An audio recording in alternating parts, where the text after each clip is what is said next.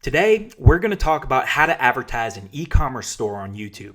If you have a Shopify store and you want to use YouTube ads to increase your sales, you got to watch today's video. In today's video, I'm going to show you real footage from a coaching call that I did with two YouTube ad management black belt students, John and Matt. John and Matt are interested in using YouTube ads to advertise an e-commerce store, and I gave them my best strategy for doing that on today's call. The strategy that I'm about to teach you, and which I taught them on the call, is called TrueView for shopping campaigns. And I'm going to show you some examples of what TrueView for shopping campaigns look like on the screen right now. Now, as you can see, TrueView for shopping campaigns have a much more engaging call to action, much bigger, much more visual, and it's dynamically generated from the products at your store. It's not just a line of text like most people's call to actions. Because of this, TrueView for shopping campaigns have gotten much better ROI for me and my e-commerce clients. In today's call, I'm going to show you why TrueView for shopping campaigns produce better ROI if you have a Shopify store, and I'm also going to show you exactly how to set up these campaigns.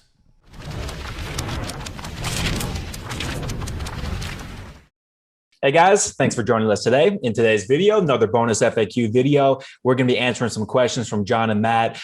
They're starting some physical product stores or e-commerce stores, and it has some questions where I think answering them will help them out and help a lot of you guys out too. All right, so let's talk about the shopping or the campaign type I recommend for these TrueView for shopping campaigns. Both of you guys will be using Shopify stores for these, correct? Yep. Yes. Perfect. So with Shopify stores, it's pretty easy to export a data feed to Google. And once you export that data feed to Google, and then you integrate that with your Google Ads accounts, you're then able to run TrueView for shopping campaigns. Let me see if I can show you what that would look like here. I don't have a data feed in this account, but I should at least be able to show you how to access these campaigns.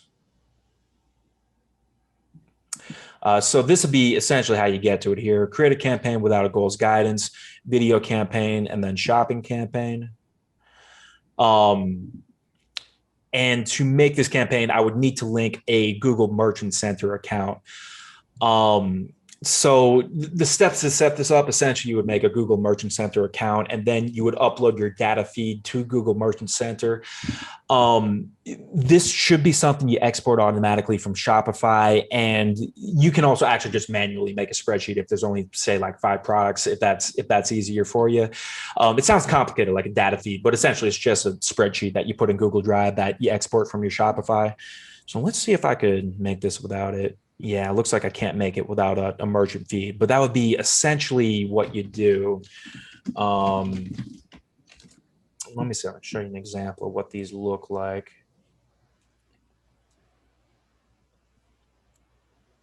What's this one? Okay, so this will be what your ads would look like. It will pull products from your data feed, and it will show the user not one single final URL like define call to action, but it could show anything from your store, and it'll probably show either what they visited before or what it thinks the user is most likely to buy based on their browsing history. So here's some other examples. You can see they kind of get a selection of different things rather than one single call to action. So I used this in my previous business, and what I noticed is that it was about the same performance in cold traffic campaigns, but it was substantially better in remarketing campaigns. And what I found worked the best was restricting your data feed to a single category of products, so it's not showing everything, but it's showing, say, like one product category, and then making an ad not for one single product, but for that product category. For your products, John, is there some categories you could divide them into? I was gonna say, I'm only selling sunglasses, and it's just 3 different frames, and I planned on having the 3 different frames on the cold traffic direct response marketing ad. Yeah. So like that's my question. So like, should I have 3? They're all going to be the same price. Should I have the 3 different frames there? Yes. Yeah. Actually, I think that would make sense. So you wouldn't need to set up categories if you only have 3, because essentially it would be the same call to action every time. You always know what's showing up. And then it's basically reminding them why they're going to go back and buy that category of product, but not saying like that specific model you're going to go back and buy. For your products, Matt, do you basically have the small and the large size? So right now I'm starting out with the canvas, and then later on, probably in the near future, gonna expand it to like other print on demand products, like maybe socks or a mug. Um, so the most that I would have right now would just be different types of sizes and the way how it you personalize like the colors or like what you have on the words. But that stuff, the personalization part, is what the user changes inside of the site. Because what I would recommend, if you don't have a third product right now, if you could put together a bundle, like let's say like buy two get one free or something like that, and that could be the third product. Right. And yeah, I think it makes sense, even with the limited product sets, because it'll be easier to control what's showing up. And then also for both of you guys, having an image in your call to action, I think is going to be a huge advantage for you. It's a lot more enticing when you see the thing versus the text describing it. So I think that's probably the biggest e-commerce specific tip that I could give you. Do you guys have any questions about these True View for Action campaigns? So I don't have a question per se about the True View, but mine is more on YouTube Red, or not. It used to be called YouTube Red, but YouTube Premium. Yeah. So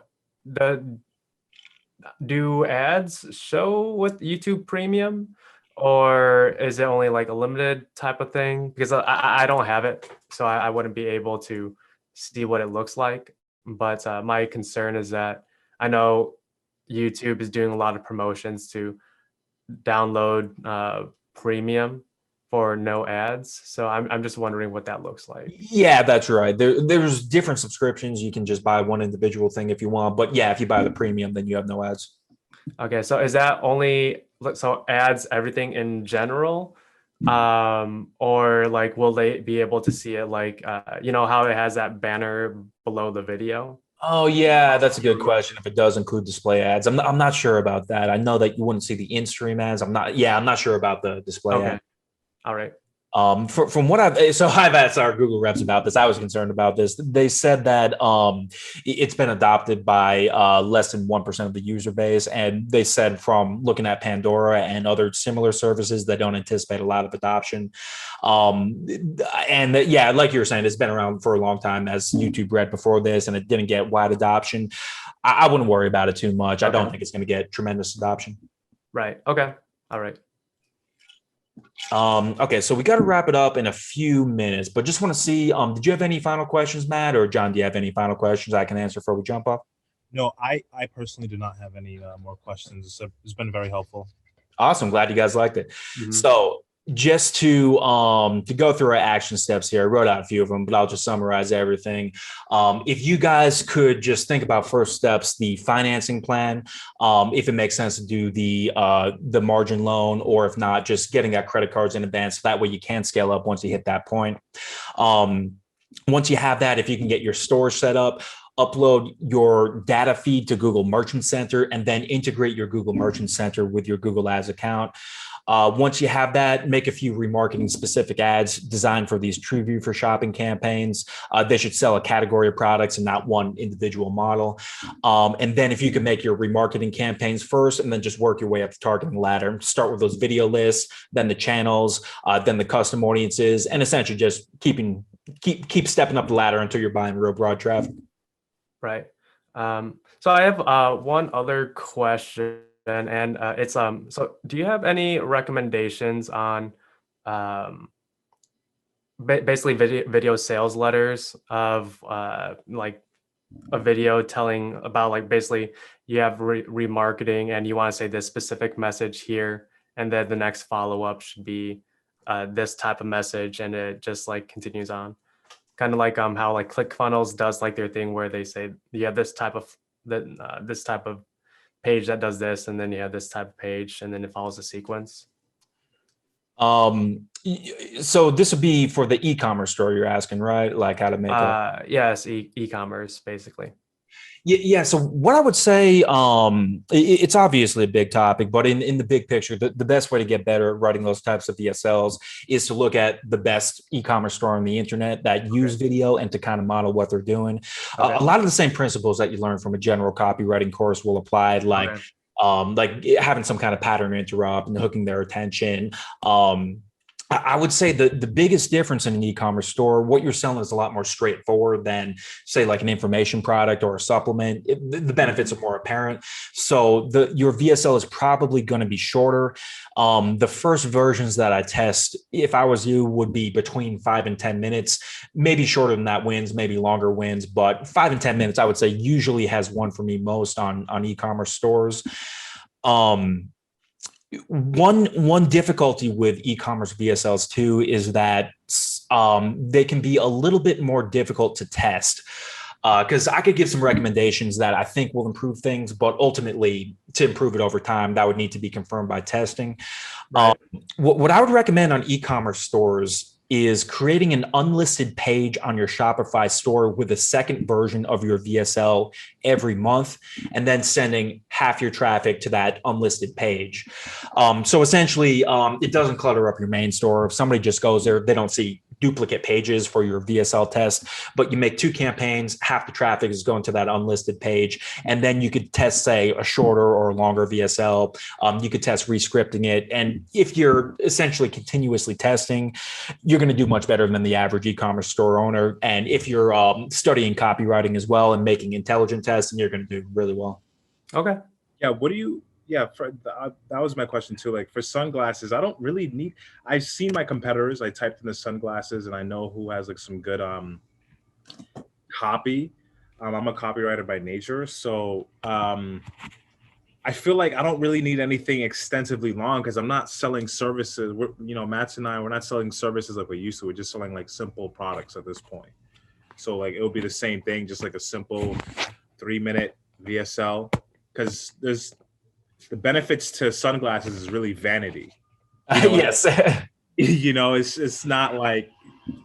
Yeah, I know what you mean, where you don't so the scripting for yours is still going to be important, but what you'll be scripting is more filming and editing directions, where it won't necessarily be like John Benson style complex VSL script.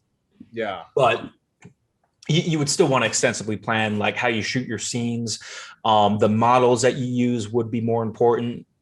And you'd want to think about, I guess the features are kind of self-apparent, just showing them in a good way so they look good on video and they can confirm it's for real. It's not like a photoshopped image. But beyond fashion, the benefits people might be wanting to get from this. Let's say if it was a guy buying it, maybe he wants to get compliments from people. Maybe he wants more attention from women. If you could show him in, say, like picture him like on a boat and like the situation where he sees himself in, there might not be as much verbal content in the video, but essentially just extensively plan out the B-roll and the actors and how everything is shot. That's why I'm out here in LA. So I got the film director. But I know what you're saying. Like, I was thinking about like having like, I'm a story copywriter, so I would tell like a really good story of like an average day person, and then like show how the glasses are like not save the person's life, but makes them feel better. And then like there's some new technology in the glasses that I can like feature out as well too to make it beneficial. So it's not just all vanity, I guess. Exactly. Yeah. You answered that question in the person's mind. Like, why am I buying this? Say for like $80 when I could get a cheap pair for 30 or 40. You kind of answer that logical level. And then the emotional level is what they're seeing. Like they see a model who they want to be like, they see people around them that, you know what I mean? The emotional benefits come out non-verbally. Got it. Perfect. Okay. All right. So I know y'all guys got to go. I got to wrap this up as well. Thank you guys for jumping on too. I hope this helps you out and I hope it can help a lot of people out that watch as well.